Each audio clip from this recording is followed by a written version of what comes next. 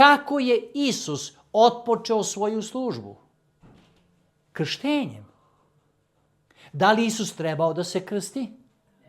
Ne. Zašto ne? Zato što nije bio grešnik. A zašto se krstio? Da bi nama pokazao primjer kako mi to treba da učinimo.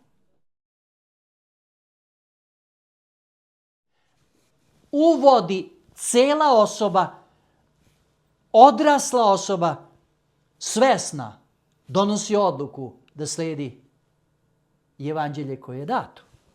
Šta je značilo to krštenje?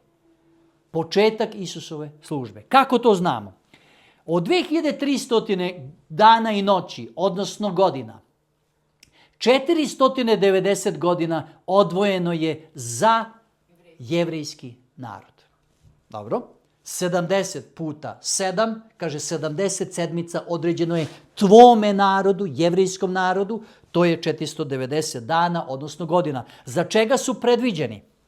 Prvo, da prestanu sa grehom. Ne samo idolopoklonstvo, nego svaku drugu vrstu greha.